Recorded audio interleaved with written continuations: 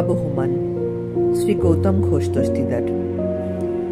সেই কবে অলোকরঞ্জনের মতো গূঢ়বাদী কবি প্রিয়দর্শিনী মহামায়ার ইন্দ্রজালে বিন্দুমাত্র আচ্ছন্ন না হয়ে রাজভবনে বিদ্যাজীবীদের এক নান্দনিক চা চক্রে বেমক্কা বলে বসেছিলেন। আপনার প্রতিভা অসাধারণ, আপনি অরাজনৈতিক কবিদেরও রাজনৈতিক করে ছাড়লেন বলেছিলেন। কেননা তার আগে গৌর কিশোর, জ্যোতি দত্ত বা শম্ভুরক্ষিতদের মতো অবশীভূত লেখকদের জেলে পড়েছিলেন মহীয়সীর বিশ্বস্ততম সেই সিদ্ধার্থ প্রতিম সহচর, যিনি বরানগর, কাশীপুরের সোনার টুকরো ছেলেরা সব খুন হয়ে মুখে আলকাতরা মেখে ঠেলা বোঝাই গঙ্গার জলে ভেসে যাবার পর কোমল করে সাংবাদিকদের জানিয়েছিলেন যারা খুন হয়েছে কোন চরম রাজনীতির যোগ ছিল তাদের, তা ঠিকই খতিয়ে দেখা হবে।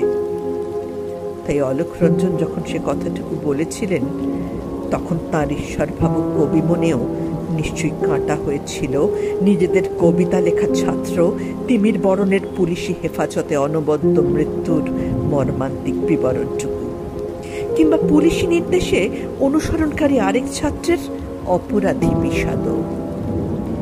বহরমপুর বা প্রেসিডেন্সি জেলের ভিতরটা তিনি দেখেননি তিমির বরণের দেহটুকু, দেখার কথাও নয়।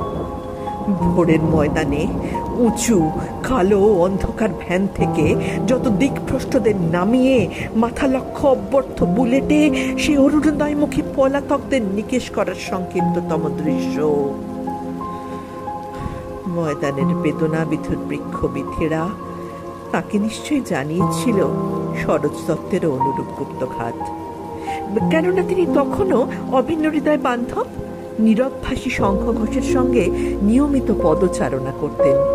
এ শহরের ভিতরে যে শহর আছে যাকে পদচারীরাই জানে তার স্বরূপ সন্ধানে, যে পরিক্রমা তারা হয়তো জেনেছিলেন পদাতিক সুভাষ মুখোপাধ্যায়ের সঙ্গে নিমগ্ন পথচারিতায়, ওই চৈতন্য পরিক্রমার মতোই তারা পথ চলতে বিশ্রাম ফেলাপ করতেন আর একান্তে লিখে ফেলতেন যে যার নিজের কবিতা, আমাদের জন্য, আবহমান বাংলা ও বাঙালির জন্য।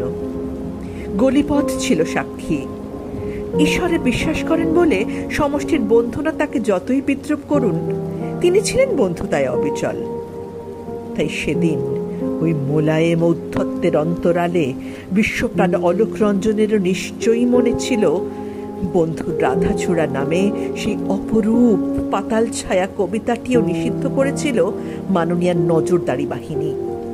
যেমন পদ্মাপাড়ে রাজাকারদের ধর্মীয় তর্জনীতে বারণ হয়েছিল রবীন্দ্রনাথের কত শত পরশমণি গান। আম্রকুঞ্জের রবীন্দ্র ছায়া তাকে তরুলতাকালে শিখিয়েছে ভাষা কুহক আর বৃক্ষ সম উচ্চতার মুদ্রা সমগ্র। তাই তিনি সেই দিন এর চেয়ে নান্দনিক, এর চেয়ে সবিনত, এর চেয়ে মর্মভেদী ভিন্ন কোন বাক্যে বেঁধে দিতেন ইতিহাসের স্বরলিপি যে নিমেষে মেঘ জমেছিল মুক্তি সূর্যের মুখে। সভা ভেঙে গিয়েছিল, ভাবলে আজও বিকল্প ভাষার কোনো সন্ধান মেলে না। কেবল সভা ঘরে সেদিনের সেই কুণ্ঠিত সংকুচিত স্বজনদের কথা ভাবি, ভেবে গা ছমছম করে ওঠে। আজকের এই কালবেলায়ও চারপাশে তাকিয়ে দেখি আমাদের সুভাষ নেই, গৌর কিশোর নেই, অলোকরঞ্জনও প্রায়শই পরবাসে।